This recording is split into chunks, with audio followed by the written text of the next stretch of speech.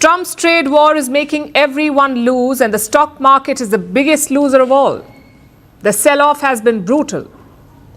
Just look at the numbers. America's Dow Jones, the S&P 500, the Nasdaq, UK's FTSE 100, Germany's DAX, Japan's Nikkei and India's Nifty. मेरा पूरा portfolio लाल है और शायद आपका भी यही हाल है। निफ्टी और सेंसेक्स के हालात हमारे शादी में नाराज फूफा जी की तरह है जो हमसे रूठ गया है।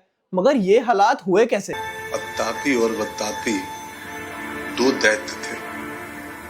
अत्तापी किसी भी भटके हुए राहगीर को बड़े प्रेम से अपने घर बुलाता है। इन दो फूफाओं की लड़ाई में हम लोग पिस रहे हैं। भारत एक शांति प्रिय देश चारों ओर अशांति से घिरा है।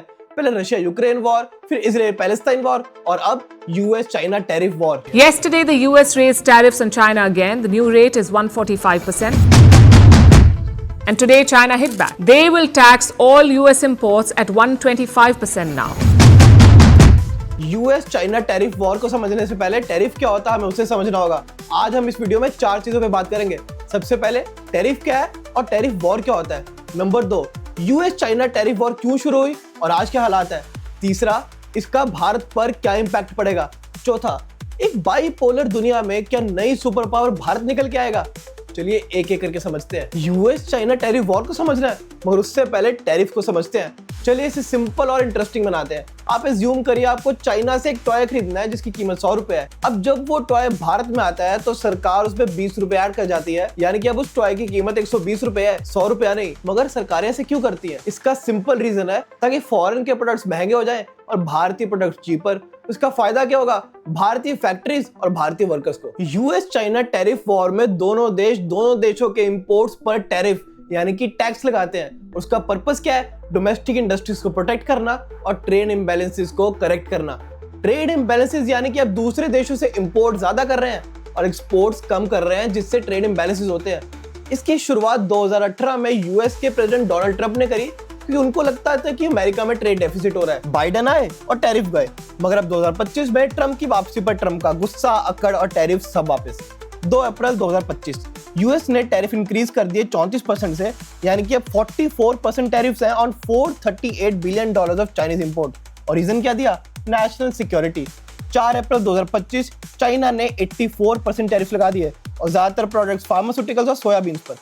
9 अप्रैल 2025 यूएस ने बदले में 104% टैरिफ लगा दिए, जिसका बदला चाइना ने दिया 125% टैरिफ लगाकर। 11 अप्रैल 2025 यूएस के टैरिफ होते हैं 145% और रीजन क्या दिया कि चाइनीज गुड्स को अमेरिका में आने ही नहीं देंगे। ये लड़ाई एक स्ट्रेटेजिक बैटल है जहां दोनों देश टैरिफ लगाकर अपनी डोमिनेंस दिखाना चाहते हैं। मगर इतना आसान नहीं है क्योंकि जब भी ऐसा हुआ साथ ही स्मार्टफोन्स और लैपटॉप्स के प्राइसेस बढ़ गए due to reliance on Chinese imports. आज भी यूएस की 9% इलेक्ट्रॉनिक्स की इंपोर्ट्स चाइना से होती है। इसके साथ साथ एप्पल जैसी टेक कंपनीज के एक दिन में 20% तक स्टॉक गिर गया। फेडरल रिजर्व की माने तो अमेरिका की 2025 के अंत तक इन्फ्लेशन 5% हो जाएगी। इस सब के बाद ट्रंप का ये हाल होगा। गन्ने का जूस बड़ा गिलास 20 रुपए का। इधर चले आइए, हमारी जूस वाली गाड़ी की बक। चाइना यूएसए को बहुत सारे गुड्स एक्सपोर्ट करता है और इस टैरिफ वॉर के कारण चाइना को भी बहुत नुकसान होगा। गोल्डमैन सैक्स की रिपोर्ट की माने तो चाइना की जीडीपी ग्रोथ 5% से कम होकर सिर्फ 4% रह सकती है। इसके साथ साथ पूरी चाइना की जीडीपी का 3% हिस्सा यूएस के एक्सपोर्ट्स में आता है। अब क्या होगा? इसके साथ साथ 10 से 15 मिलियन जॉब्स खतरे में है। इन दो फूफाओं की लड़ाई में नुकसान पूरे दुनिया का हो रहा है, जैसे कि ग्लोबल मार्केट लॉसेस। इस टैरिफ के बढ़ने से $1.8 ट्रिलियन का ग्लोबल मार्केट में नुकसान हुआ जस्ट ओवर 2 डेज। उसके साथ सप्लाई चेन डिसरप्शन। चाइना पूरी ग्लोबल सेमीकंडक्टर मार्केट का 60% सप्लाई करता है और यूएस के टैरिफ लगाने से ये रिस्ट्रिक्ट हो जाएंगे, जिससे शॉर्टेजेस होंगी। For example EU car makers faced a 15% production delay due to chip scarcity. उसके बाद रिटेलिएटरी टैरिफ्स। अब यूएस ने ईयू पे टैरिफ लगाया तो ईयू भी तो बदले में लगाएगा ना, इसलिए EU impose 20% tariff on US goods to counter US policies, जिससे $50 बिलियन का नुकसान हुआ। ग्लोबल इकोनॉमी का हिस्सा भारत भी और इसका भारत को भी नुकसान होगा। भारत के 2 प्राइम इंडेक्स है निफ्टी और सेंसेक्स और इन 2 दिनों में 2 से 3% गिरावट आई है, यानी कि कितने ही भारतीय इन्वेस्टर्स ने लाखों करोड़ों रुपए गंवाए हैं। और यूएस अब चाइना के गुड कम खरीदेगा, यानी कि चाइना कहां बेचेगा? भारत में। और भारत में फिर वही सस्ते चाइनीज गुड्स, सस्ता स्टील, सस्ती टेक्सटाइल, सस्ते इलेक्ट्रॉनिक्स। इसके साथ साथ जीटीआरआई की एक रिपोर्ट की माने तो पूरे भारत के मैन्युफैक्चरिंग सेक्टर में 15% का नुकसान होगा। उसके साथ साथ ट्रेड अनसर्टेनिटीज है जिसकी वजह से ग्लोबल फ्यूल प्राइसेस 5% से बढ़ जाएंगे। और ब्लूमबर्ग की एक रिपोर्ट के हिसाब से भारत को $5 बिलियन सिर्फ फ्यूल के लिए ज्यादा देना पड़ेगा। अब ये तो हो गए इनडायरेक्ट नुकसान, अब कुछ डायरेक्ट नुकसान भी हुआ है, क्योंकि फूफा जी हमसे भी तो नाराज है। ट्रम्प मोदी से हमेशा गुस्सा रहते हैं और उसका रीजन है टैरिफ, क्योंकि भारत ने अमेरिकन गुड्स के इंपोर्ट पर टैरिफ लगाया है, तो अब ट्रम्प भी वही करना चाहता है। अमेरिका ने भारतीय गुड्स पर 26% टैरिफ लगा दिया, यानी कि कुछ भारतीय प्रोडक्ट्स महंगे हो जाएंगे। अब भारत के यूएसओ को एक्सपोर्ट्स $87 बिलियन है, यानी कि उन सब का क्या होगा? दो इंडस्ट्रीज जैसे फार्मास्यूटिकल्स और टेक्सटाइल जिसको ज्यादा नुकसान होगा, क्योंकि उन सब के प्राइसेस बढ़ जाएंगे। But here is the twist, अगर 40 करोड़ देशवासी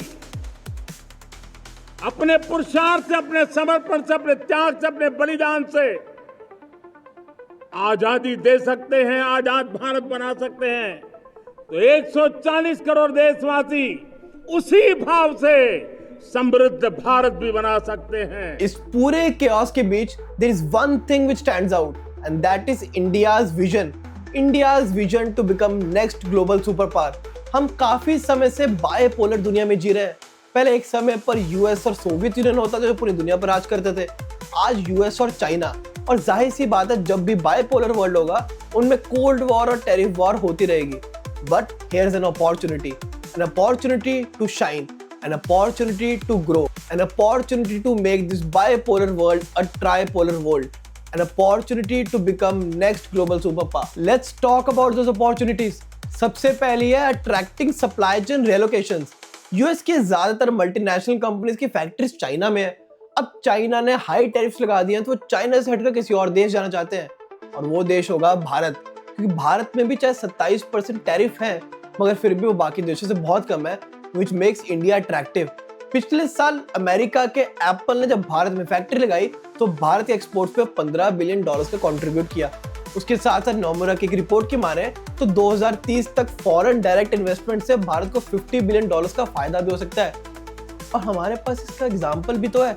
2018-20 में जब सिमिलर सिचुएशन आई थी तब भारत का इलेक्ट्रॉनिक्स 10% से ग्रो किया था। दूसरी अपॉर्चुनिटी है फार्मास्यूटिकल सेक्टर। यूएस ने चाइनीज गुड्स पर टैरिफ लगाया है, यानी कि चाइनीज ड्रग्स पर भी टैरिफ लगाया है, यानी कि अब उनको अल्टरनेटिव चाहिए होगा, क्योंकि 5% यूएस के इंपोर्ट चाइनीज ड्रग्स से थे, और वो अल्टरनेटिव होगा भारत का $50 बिलियन का फार्मास्यूटिकल सेक्टर, क्योंकि आज भी भारत यूएस को जेनरिक मेडिसिन एक्सपोर्ट करता है। और अगर अमेरिका अल्टरनेटिव ढूंढना चाहेगा तो HSBC के हिसाब से 2025 में भारत का फार्मास्यूटिकल सेक्टर $5 बिलियन से बढ़ सकता है। तीसरी opportunity agriculture export gains. US का 50% एक्सपोर्ट सोयाबीन से होता है, और चाइना ने यूएस के सोयाबीन पर टैरिफ लगा दिया है, which opens market for India's $50 billion agri export sector, और इंडिया का सोयाबीन एक्सपोर्ट को double to $1 billion according to Yale budget lab. और भारत में एक ऐसा पहले हुआ भी है, क्योंकि 18-20 की ट्रेड वॉर में भारत का एग्रीकल्चर एक्सपोर्ट ग्रू टू 15%। उसके साथ साथ अगली अपॉर्चुनिटी है strengthening domestic manufacturing. Global firms relocating from China boost India's $100 billion manufacturing sector. Vietnam को भी इसका फायदा हुआ था 2018-20 में, जब उनकी जीडीपी 2% से ग्रो हुई, क्योंकि लोगों ने फैक्ट्रीज चाइना से हटाकर वियतनाम में लगा दी, and India could match this. और इसके साथ साथ भारत का मेक इन इंडिया इनिशिएटिव, जिससे भारत का मैन्युफैक्चरिंग का जीडीपी शेयर 17% हो सकता है 2024-25 में। ये सब सुनने में मस्त लगता है, मगर नाम बड़े दर्शन छोटे वाले हालात ना हो जाए। We should have firm strategies. Bharat में सबसे बड़ी दिक्कत क्या है? Ease of doing business.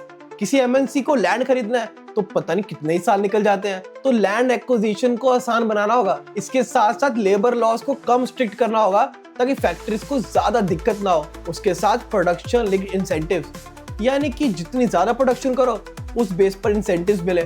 पहले भी जब पीएलआई स्कीम इलेक्ट्रॉनिक्स में लगी थी तो उनकी सेल 20% से इंक्रीज हो गई थी।